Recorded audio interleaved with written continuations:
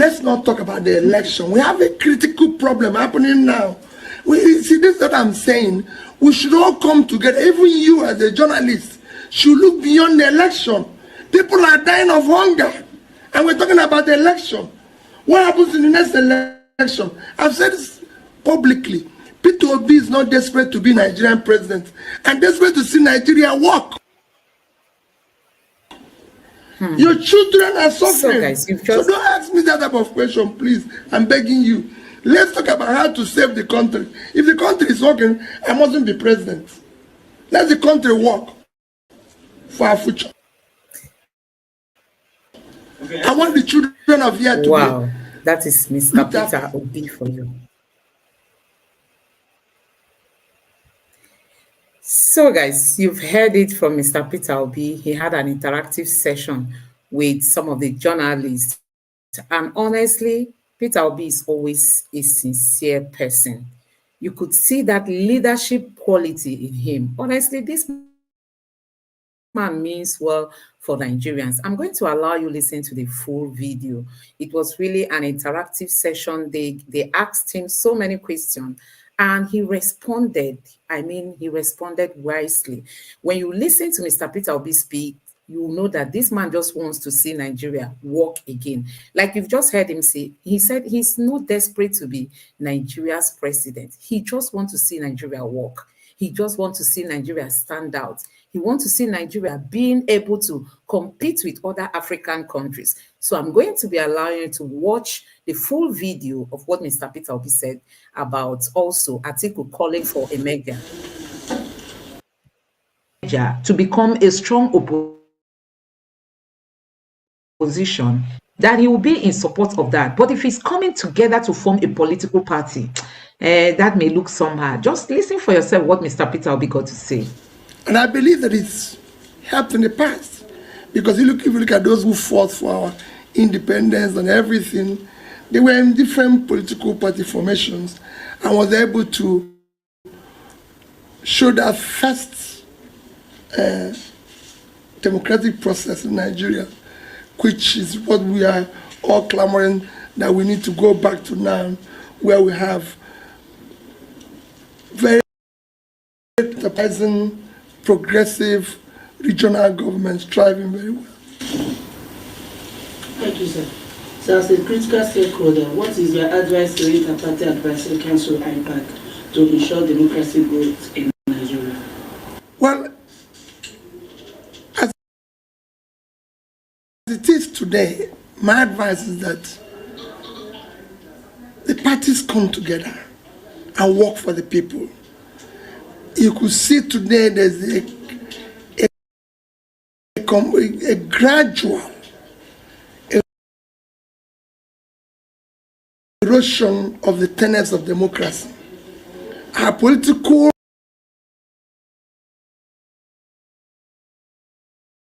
compass is heading in the wrong direction. So there's a need for the parties to come together to be able to rescue the situation as it is today. Okay, sir.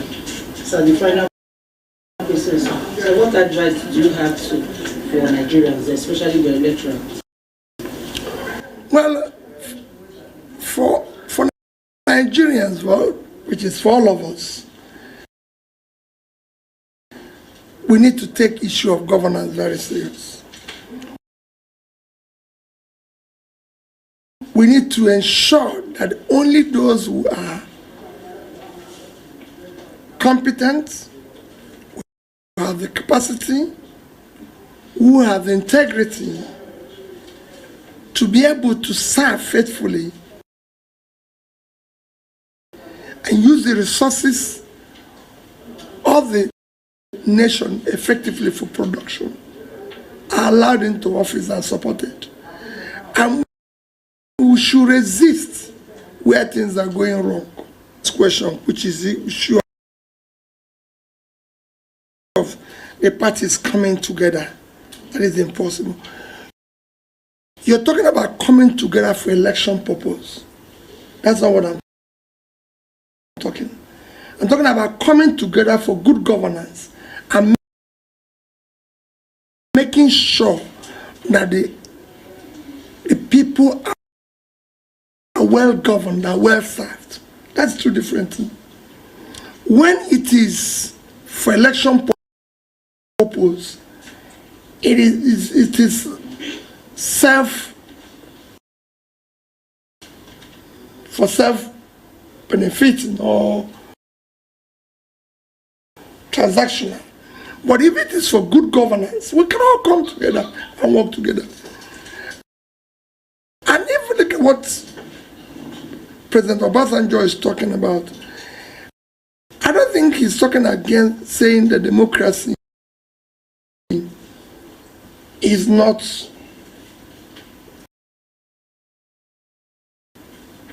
what we should adopt. It's not working for us. No, he's talking about the applicability.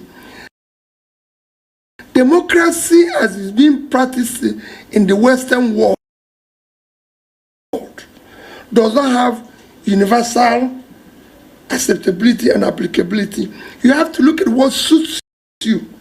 For example, if you look at democracy in America, where we even copy this presidential system of government, there's so many things that we've abandoned. If you today you're president of America, you can't just, I've never heard in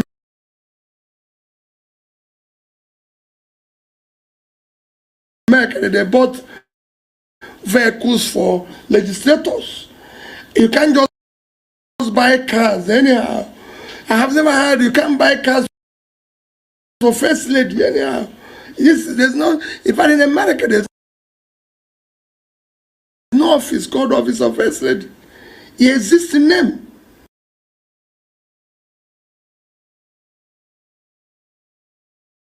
And for the purpose of accompanying the president to trips, not just to have an office created with enormous budgets that are even beyond critical areas of development. No. You cannot entertain people. In America, if the president chooses today to entertain guests, he will pay for the food. If he chooses to have different dishes, he will pay for it. So you can decide that my wife is going to have this, we're going to have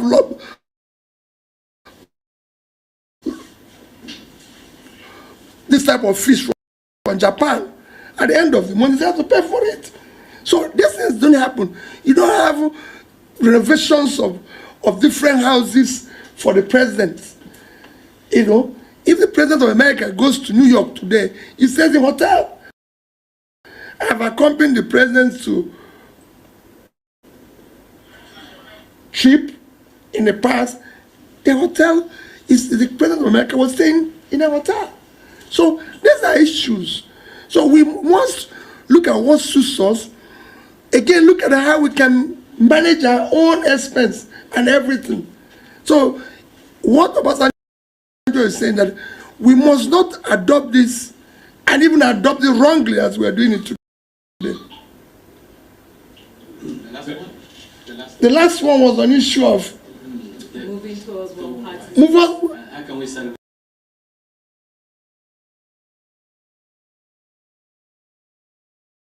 That is a disaster. And it can be salvaged again by the same, everybody coming together. Not just now political parties, but civil society. The people must resist that because it's dangerous. Thank you very much. Thank you. Okay, His Excellency, sir, you are the campaigner of a new Nigeria.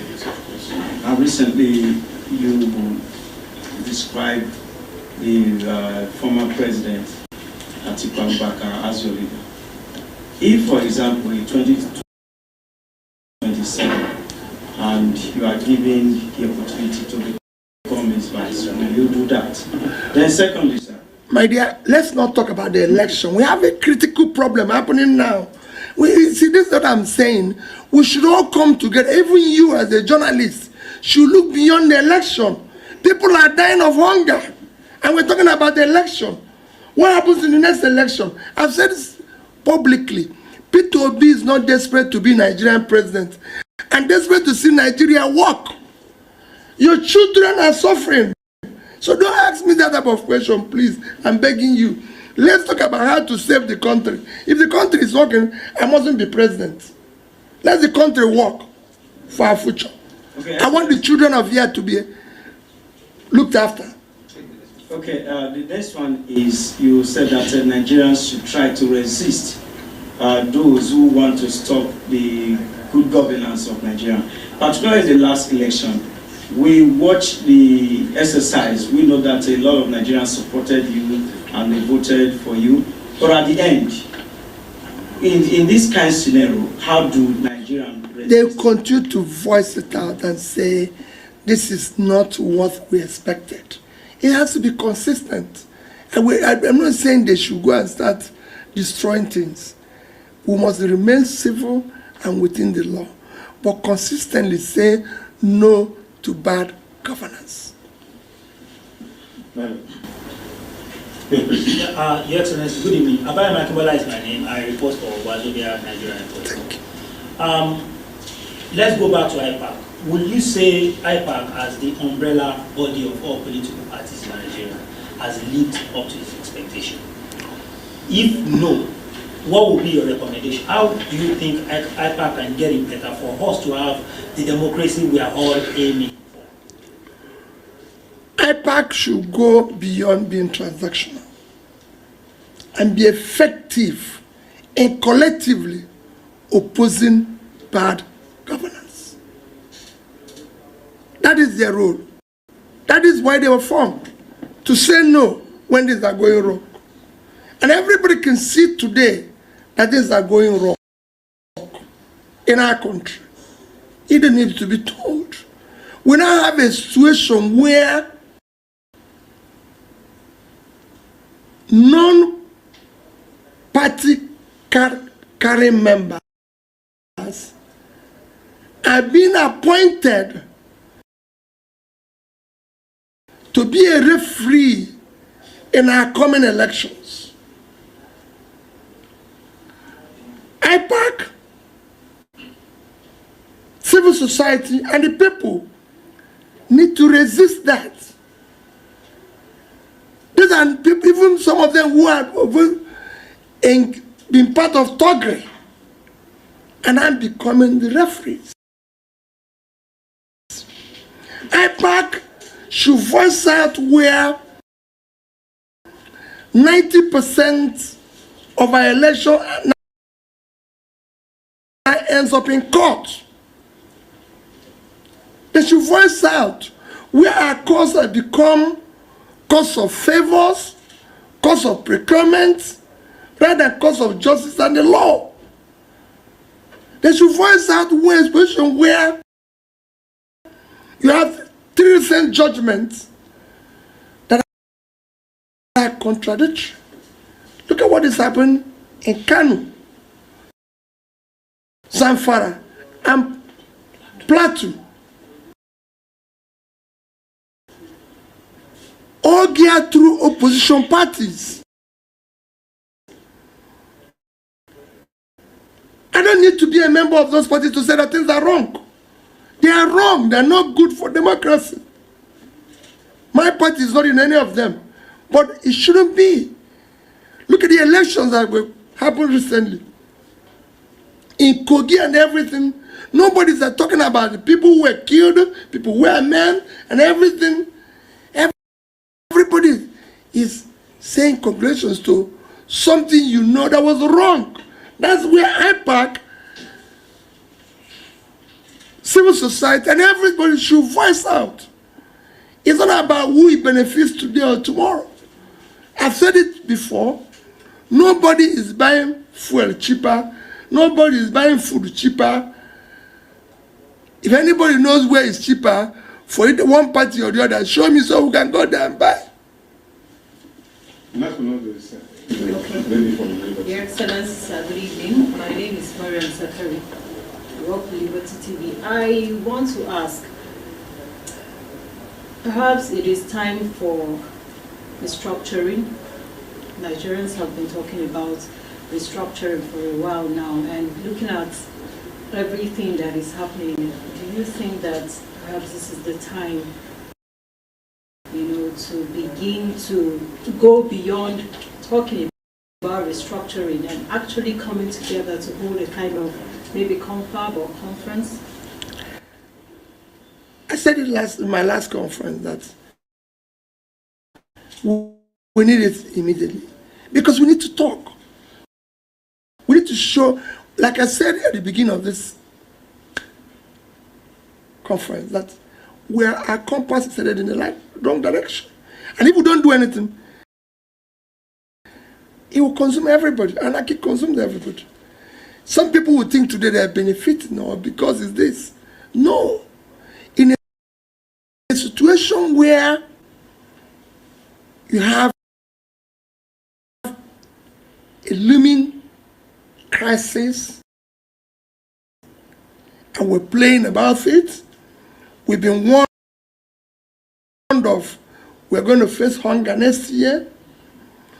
We're using almost 100% of our revenue to service debts, and nobody can say how we pile the debts, what we use it for. In a place where, instead of putting our money, we've now been told we are bankrupt. Instead of now behaving like people who are bankrupt, we are still behaving like people who are still affluent. Because bankrupt people should now be downsizing all expenditures that is not critical for development. But we are still going ahead, living a life that is beyond our resources, even when borrowing to continue such life. So the things we need to do, all these things are things we need to look at. It's time to look at whether this presidential system suits us, or whether we can change and go back to parliamentary system. Because we cannot have a situation, and that's what Obasanjo is saying. Let's have something that can suit us, whether it's parliamentary or presidential. It is time that we elect people who must be answerable to us. We can no longer continue to have an elected people who answer us through third parties or source comments to us and everything. It cannot continue. We need to do things differently. So I think restructuring, one, will help the various segments to develop simultaneously. And you will see it happen. Thank you for your time. So guys, let me know what you think about this. Do you think it is wise for Mr. Peter Obi to go merge with Atiku, seeing that Atiku has his own different ideology from those of Peter Obi? I mean, these are two different people pursuing different goals. I mean, political goals. So for me personally, I don't think it is it's something that Peter Obi should even consider. I don't want it because these are two different personalities and their ideologies are so different, and for me I don't think this is really supposed to be talked about. But let me know what you think about all this in the comment section below. Thank you.